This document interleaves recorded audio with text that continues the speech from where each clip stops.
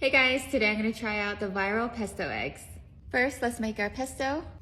We're adding some toasted pine nuts, 1 clove of garlic, handful of basil, some salt, handful of Parmigiano Reggiano, and 2 tablespoons of olive oil.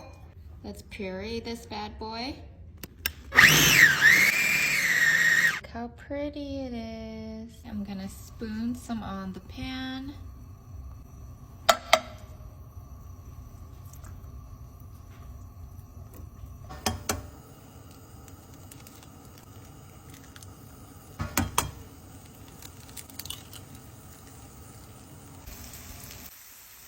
gonna put the lid on for a little bit. I have some garlic bread. I'm gonna lay it right on top. A bit more of the pesto oil, flaky salt, fresh red pepper.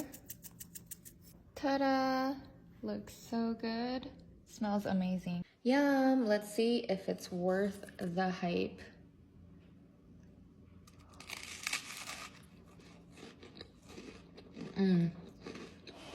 It's so good. Yes, it's worth the hype.